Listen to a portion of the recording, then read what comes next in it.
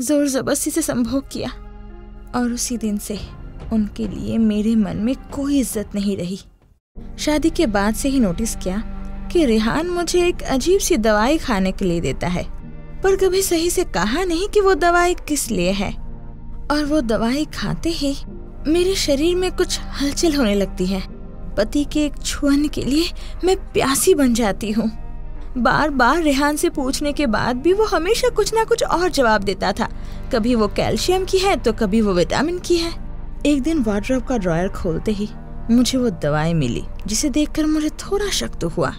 तो मैं वो दवाई लेकर ऊपर फ्लैट में रहने वाली डॉक्टर दीदी के पास गई। दवाई को देखकर उन्होंने मेरी तरफ हैरानी नजरों से देखते हुए कहा, ये किसके लिए है?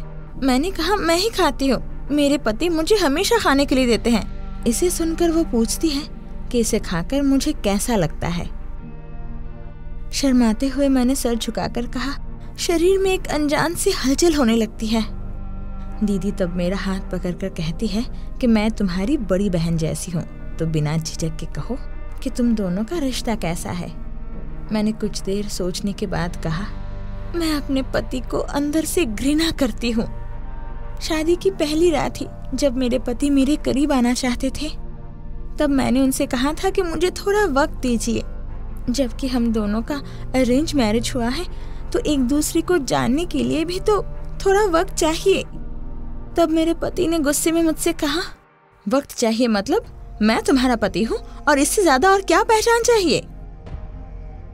इसके बाद मेरे पति जब मेरे कपड़े उतारने की कोशिश कर रहे थे, तो मैंने रोते हुए उनसे कहा था, रहम कीजिए, ऐसा मत कीजिए मेरे साथ, पीरियड्स चल रहे हैं मेरे, 2 दिन का वक्त दे दीजिए।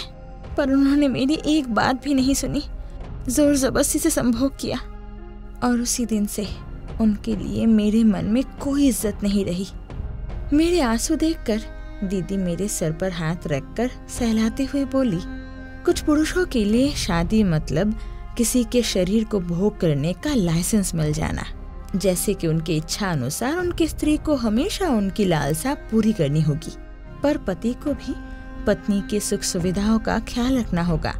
तुम्हारे पति तुम्हें बिना बताए ही ये दवाई रोज तुम्हें पिलाते रहे हैं, ताकि तुम्हें आसानी से करीब पा सके।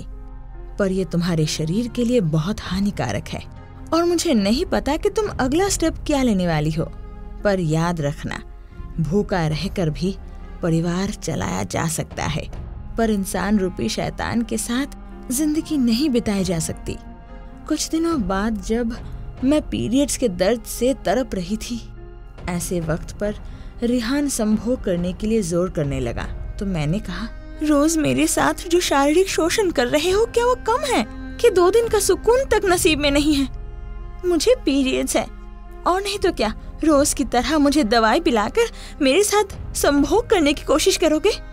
इस बात को सुनकर रेहान गुस्से में मुझसे कहा, शारीरिक शोषण करता हूँ मतलब? मैं तुम्हारा पति हूँ, संभोग करने से तुम मुझे रोक नहीं सकती हो।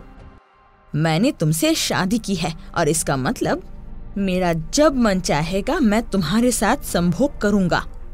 और ऐसी बात कभी सुनी है कि पति अगर स्त्री की इच्छा के विरुद्ध संभोग करता है तो उसे शारीरिक शोषण कहते हैं? तुमसे शादी की है, इसका मतलब मैं जब चाहे संभोग कर सकता हूँ। वैवाहिक जीवन में स्त्री के ना चाहने पर भी संभोग को शारीरिक शोषण नहीं कहते हैं। तब शांत आवाज में मैंने कहा, शादी हुई है इसका मतलब नहीं कि मेरे शरीर पे तुम्हारा अधिकार है या फिर तुम्हारे शरीर पे मेरा कोई अधिकार है, और संभोग करने से पहले तुम्हें मेरी इच्छा अनिच्छाओं का मान रखना होगा। मेरी बातों से गुस्से में आकर रेहान ने मुझे कस के थप्पड़ मारा। तब मैंने वार्डरोब खोलकर उस दवाई को उसके हाथ में देते हुए कहा, इस दवाई को खाकर जाओ किसी वेश्या के पास जाओ, पर मेरे पास नहीं। इंसान कितना नीचे गिर सकता है कि अपनी लालसा पूरी करने के लिए स्त्री की इच्छा विरुद्ध उसे ऐसी दवाई पिला सकता है। पीरियड्स तक को नहीं छोड़ता। आज के बाद से तो जैसे शैतान के साथ मेरा कोई रिश्ता नहीं। और उस दिन ही एक वस्त्र में मैंने उनका घर छोड़ दिया और निकल पड़ी अपनी पहचान बनाने।